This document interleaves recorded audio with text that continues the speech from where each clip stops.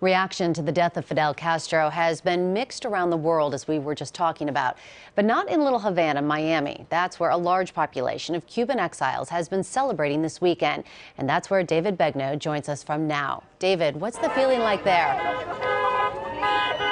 Meg, it's kind of hard to hear you, but that's become something of the running joke here in Little Havana. It's hard to hear people over the horns because this is what's been happening for the last 2 days straight. So this is the second full day of demonstration. People here are not protesting, they are celebrating. In fact, let me show you the front cover of the Miami Herald. One word, very simple, dead, with a picture of Fidel Castro.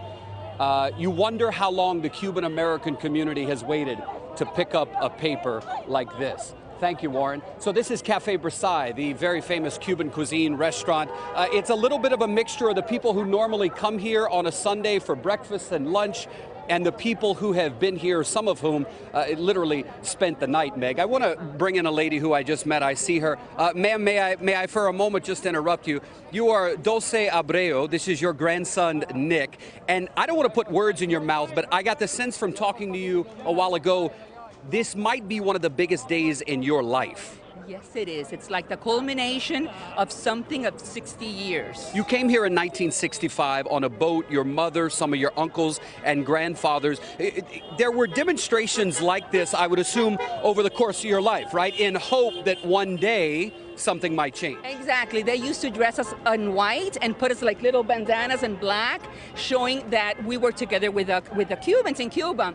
And I was a little girl and I remember all that. And like today is the culmination of all of that. This is it. The icon is gone, and hopefully everything is going to change. You bought some additional flags, not just for Nick to wave, but you plan to bring these to the cemetery. Yes, I do. Since they were not able to see it live, I want to go over there and show them, and for people to see that they are happy, they're Cubans. I bought one for my house. Today is the luck. I am the proudest person today to be named Cuban. I bought the newspaper so my grandkids can cherish them and have them and show the history of us Cubans, because we do have a huge history. In many ways, you were lucky enough to come to America, so this is your country, but this is more so, I would assume, the story of your parents. If only they could be here to wave that flag. Exactly, you said it. I am very happy to be here, but like you said, Florida, United States is my country, but to them, the exile was very, very hard, and I'm here for their voice today. That's what I'm here for.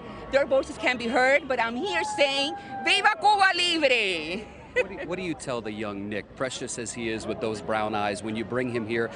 He doesn't understand the backstory, but he understands the celebration. What do you tell him in his terms? He asked me to come. He was the one that asked me to come. I told him pretty much briefly the story of Cuba. I bought him the newspaper so he could have it and cherish it. It's for his kids one day when he becomes a young man. And then he knows a little about Cuba. Now he told me on our way over here, Grandma, now I do want to go to Cuba. Thank you. You're welcome. Thank you so much. Thank you, Nick. Thank you, Nick. Meg, there are stories like this. I mean, you could walk up and down the street and just talk to people. The people who only wish their mom and dad had been here to see this moment. And look, a lot of people have said, how could you celebrate someone's death? And there's a woman who's holding a sign that says, we're not celebrating death here. What we're celebrating is freedom. David, how long do they expect to continue with the celebrations? Will this continue tomorrow?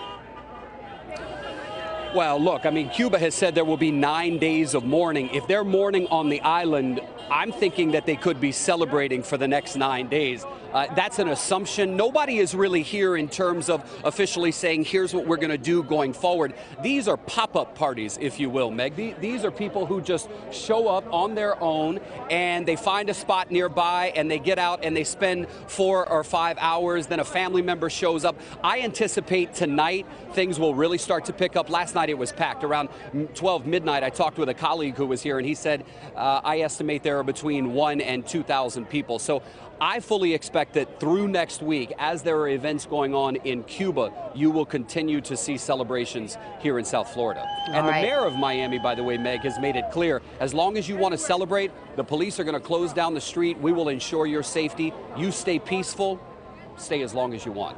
All right, David Begnaud for us in Little Havana. Thank you so much.